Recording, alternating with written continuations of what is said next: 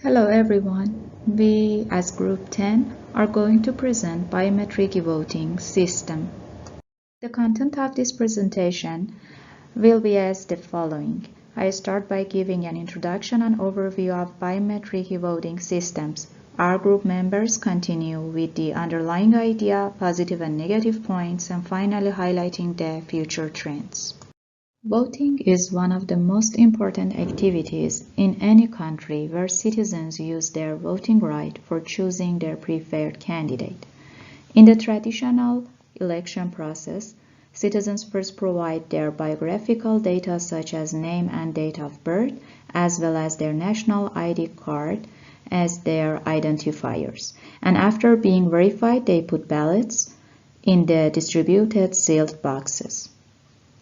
The traditional process relies on manual voter identification and verification, as well as vote counting and result declaration. While this process is time-consuming and labor-intensive, it also is very costly. In addition, voting frauds such as impersonation, which refers to voting on behalf of anyone else, as well as multiple voting and manipulation in vote counting are among the issues that may hamper manual voting process. To overcome these issues in the electoral process, we can integrate biometrics for identification and verification of the voters. One of the main steps in the election process is to identify and verify the identity of the electoral truly. This is where incorporating biometrics is essential to guarantee the election integrity via considering appropriate techniques such as fingerprint, facial recognition, and iris scanning. Electoral authorities consider the incorporation of biometric technologies in the process of registering voters before the election process and in the verification phase during the election time to address many challenges being faced in traditional election process. While leveraging strong biometric techniques provides higher security levels, it also affects the complexity of biometric matching step as well as the cost relating the required time and resources. Consequently, there should be a trade-off between the type and also the number of considered biometric techniques, which affects the security and complexity of the whole voting system. The application of biometrics in an e-voting system is gaining more interest among countries and authorities. Incorporation of biometrics in voting systems means that voters should provide their biometric data such as fingerprint in addition to their name and other biographical data for registration phase. In case a country has a database of national ID card or any other civil registration database, the biometric voting system can extract voters' biometric information, for example, previously registered fingerprint from the existing system and mitigate the process of registration. And in case of lacking such a system in a country, more in time and cost as well as other policies to access all eligible individuals in a country are required for registration phase. Hi guys, Khurram here. Our goal is to design a highly flexible system which can accommodate multiple biometric inputs as well as can be operated from anywhere in the country, especially in remote areas where limited network resources are available. So our proposed system consists of 3 different biometric sensors and technologies with the option of configuration depending on the requirement, resources, and to minimize the cost if that's a concern for any country. Each biometric sensor can be turned on and off individually as per the requirement or they can utilize all of them for higher accuracy and added security. First of all, we need to link our system to the National Biometric Database, where the biometric templates of all the citizens across the country are stored. These biometric templates are generated, updated, and stored by the national registration authorities while issuing or renewing their national identity card or driver's licenses. By using that database, we don't need to collect the biometric data once again from all the citizens, which is really a hectic and time-consuming job. National registration authorities will specify the eligible registered voters according to their residence and region, and they will grant us access to this database over a secure and encrypted link to avoid any possible breach and attack by malicious users. When the voters will arrive at the polling station on the election day, they will need to provide their national identity card number via a touch panel and place their finger on the fingerprint sensor to extract the print for identification. The image will be further processed and converted into a biometric template. Then our e-voting system will send a request and extract the biometric template from the national database against the claimed identity number and compare it with the new capture template. If both templates are a match, then the message will be displayed that fingerprint scan has been accepted, and voters will be allowed to proceed further and select their preferred candidate from the displayed option on the touchscreen panel. If there is a mismatch, the system will show the error and ask the user to provide the scan again, as we are keeping the error margin in our system due to several factors involved in the collection of samples. If a voter's biometric template turns out to be a match with any other person, the system will trigger the alarm and alert the authorities for possible voting fraud. We can use facial scan, iris scan, or both for added security and verification depending on the requirement, budget, and resources. But the identification and authentication method or criteria will remain the same, as we will use the same national database for the possible match of voters' claim identity. There are several implementation requirements. For hardware, we need to design a reliable, rigid, and compact digital ballot box, as this box will need to be shipped to every corner of the country during election days. We need to select at least our dual core CPU or similar microcontroller for all the biometric data extraction and processing during the identification and authentication process. In addition, a high definition touchscreen interface is required for sharp and crisp display. State-of-the-art live fingerprint detection system is required to take the fingerprint scan of the voter, as well as an iris scanner and high-definition cameras with LiDAR or depth sensors for 3D facial recognition. A fast and reliable storage is required for storing biometric templates for record and comparison. For software, we will develop an interactive, user-friendly, and easy-to-use GUI-based voting software. As the software will be used by every citizen of the country of every age group who might have a vision issue, a disability, or might and might not be a tech-savvy user. We'll include several options for different text size and color balance to accommodate any special requirement for voters.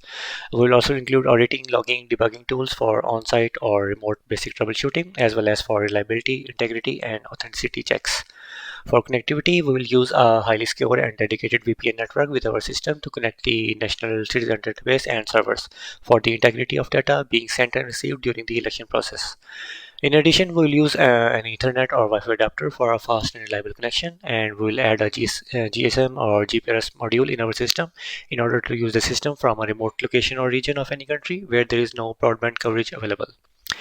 For data center and privacy, with our proposed e-voting system, we'll establish a dedicated remote data center and few failover servers for central storage of voters' record, redundancy, auditing, and processing.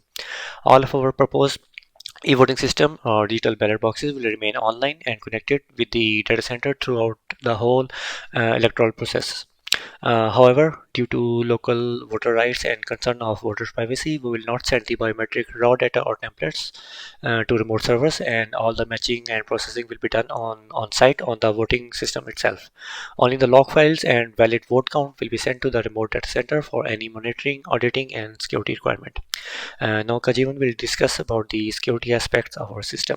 Thank you. Hello everyone, my name is Gajivan. I'm going to be talking about security attacks on e-voting system. Some of these are common attacks across our everyday life, and e-voting systems are no different when it comes to these types of security attacks.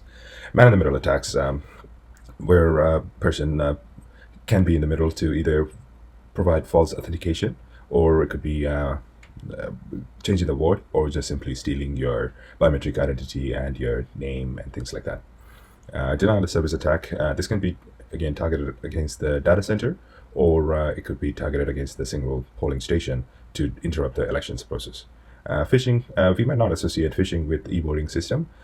These are common types of method for an attacker to get into the e-voting system prior to the election day or just before that. And spear phishing is when they're targeting an employee and try to get into the system, wherein when it's targeted against some of the execs. Generally, execs' emails and names are published, so therefore it's easy for an attacker to target, and the execs likely receive emails from unknown sources on a daily basis for their day-to-day business. But farming is just simply trying to capture credentials by sending a phishing link and hoping they will capture some credential, and then they can hopefully escalate the privilege or try to get into the system. Malware are common types of attacks, whether it could be just Elections Canada just got attacked with a ransomware, or even a targeted spyware that's being installed on a system, and therefore is affecting the e-voting system. Zero-day exploits are becoming common threats, especially when other government agencies or governments are interested in manipulating or meddling with our elections. And some of us might have heard about the SolarWinds attack, which was targeted against U.S. Agencies.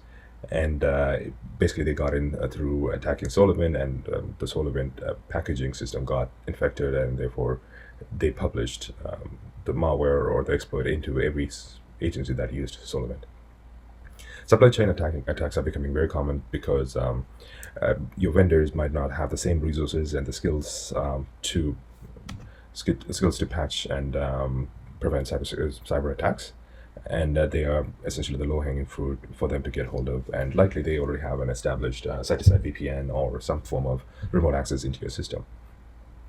SQL injections, this is common against the database where your identity and your biometric templates are stored.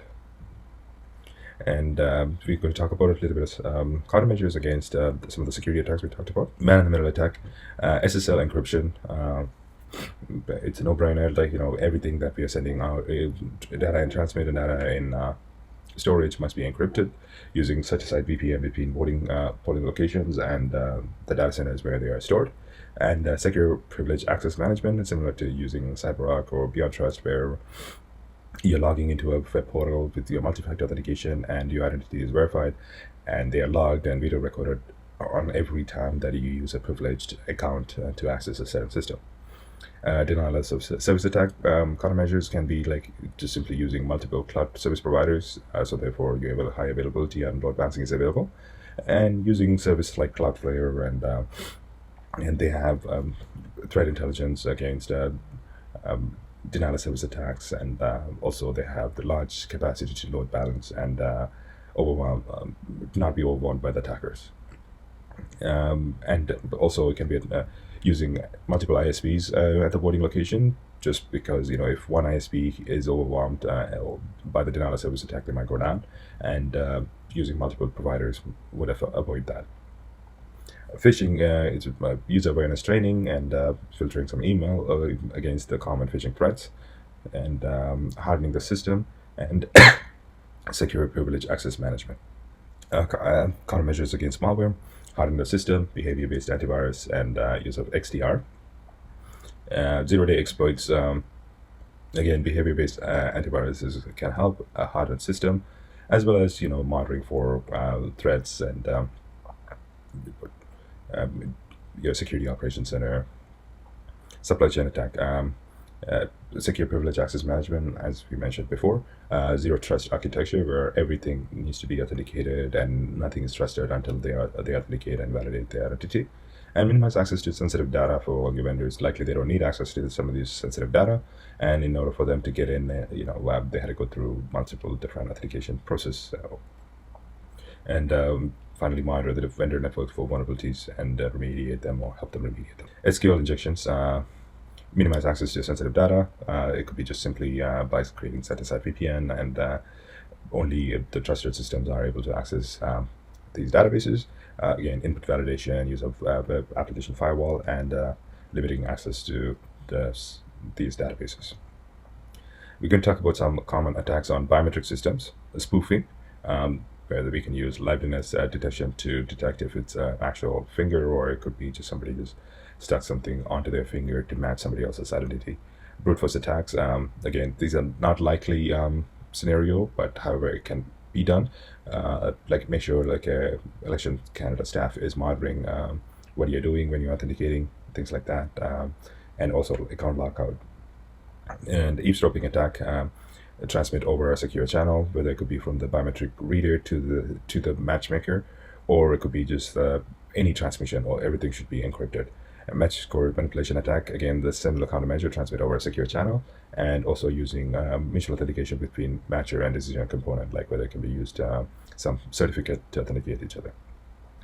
A manipulation of match decision, and where this can be transmit over a secure channel, and a hill climbing attack, trusted sensor, and using secure channels to prevent these types of attacks.